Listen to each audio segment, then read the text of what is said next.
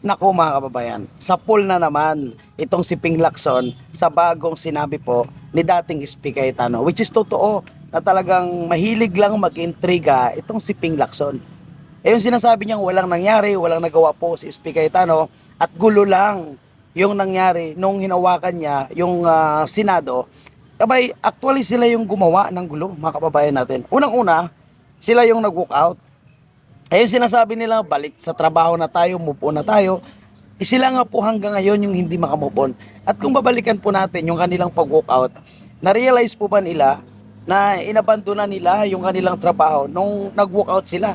Na kung tutusin, kung mayroon silang malinaw na paliwanag, mayroon silang mga malalim na rason kung bakit ayaw nila pumabor sa online na pag-join sa mangyaring impeachment trial ni Vice President Sara.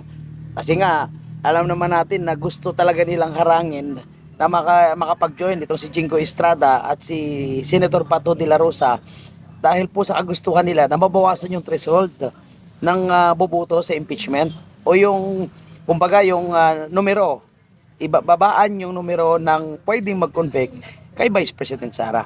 And din sa sinasabi niyang walang ginawa, eh ang tanong natin dito kay Ping Lacson, may ginawa po ba siya nung siya ang tumayo bilang chairman ng Blue Ribbon? Eh iniwasan nga po nila na ipatawag yung mga totoong testigo.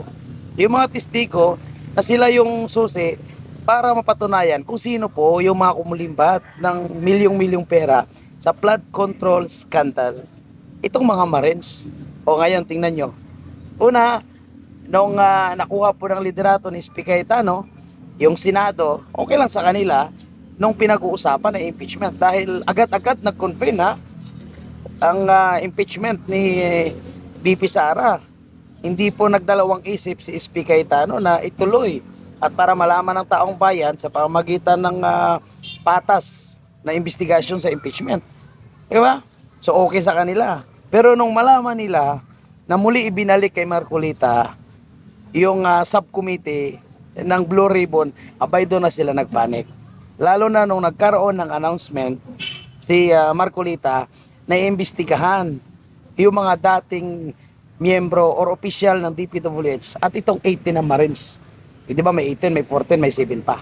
So hindi na nga lahat lumabas. Tapos hindi na nga lahat humarap sa huling press conference dahil may mga pananakot sa kanilang buhay, ganon din sa kanilang pamilya. So nung imbestigahan, nung sinasabing, ibabalik na natin yung Blue Ribbon, hubaran natin yung mga tunay na mastermind sa corruption, doon sila natatakot. Anong ginawa nila? Gumawa sila ng kudita ulit. Na kahit walang quorum, kahit 12 lang, dineklara nilang quorum para lang mapigilan yung pagharap ng mga totoong testigo, itong mga Marines. Alam niyo, napakahirap para sa mga Marines, mga babayan po natin, na manindigan. Kasi ang nakataya dito, hindi lang dignidad nila kasi sinisiraan sila ngayon At kung ano-anong mga negatibong sinasabi sa kanila. Yung dignidad nila, yung buhay nila, at yung buhay ng kanilang pamilya na ngayon ay nalagay sa alanganin dahil sa kanilang paninindigan. At kung sinasabi nilang hindi ito totoo, bakit hindi pakinggan?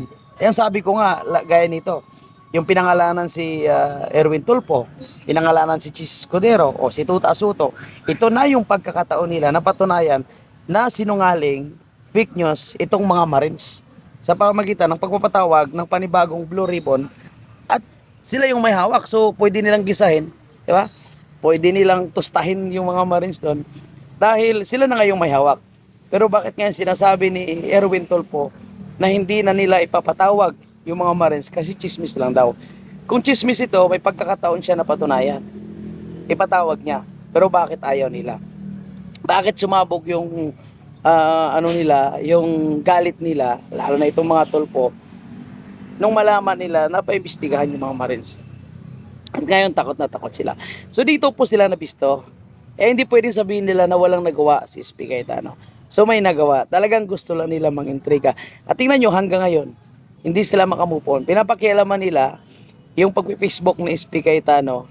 Samantala sila nga, panay birada naman sila, panay batikos naman sila sa social media. Tuwing nagsasalita po si SP Cayetano. At yung sinasabi nila na back to work na tayo, magtrabaho na tayo. O anong nangyayari? Bakit ngayon hindi sila makamove on at panay patikos pa rin sila sa Cayetano Black? So, hindi talaga rason na sinasabing mabupo na tayo, magtrabaho na tayo. Talagang gusto nila. Gusto nila papalitan talaga, no? Gustong ipatanggal talaga, mga kababayan po natin, yung kampo po ni SP Cayetano at gusto nilang mapigilan yung investigation po sa flood control corruption. Yan na po yung bottom line. And now, next agenda nila, ito na nga yung impeachment ni VP Sara. And kahapon pa lang nagkaroon na nga ng pre-trial sa impeachment ni VP Sara. Ngayon pa lang mukhang gusto na nilang madaliin at mukhang may masama silang plano para po sa impeachment ni VP Sara. Pero ako naniniwala, no, na hindi nila kayang ma-impeach si VP Sara. Kaya gumagawa sila ng paraan na maibaba po yung threshold ng senador na pwedeng bumoto or buboto na lang sa impeachment ng ating Vice Presidente. All in all, para sa akin, talagang sila po ay hawak ng nasa itaas. Ika nga, hawak sila sa liig. Dahil alam naman natin, halos lahat sila dyan may involvement sa korupsyon. Sabi ko nga sa inyo yung investigation sa corruption, wala naman tayong pinipili. Kung kaalyado o sinusuportahan natin senador, kung involved, di imbestigahan para patas. Lahat, Cayetano Blackman o Gatchalian, itong nasa majority ganyan, imbestigahan.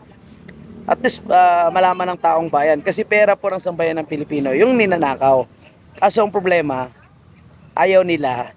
Kasi ang tinutumbok nga ng corruption ay walang iba kundi yung nasa Malacanang, yung pamilya ng nasa Malacanang, and itong si Tambaloslos.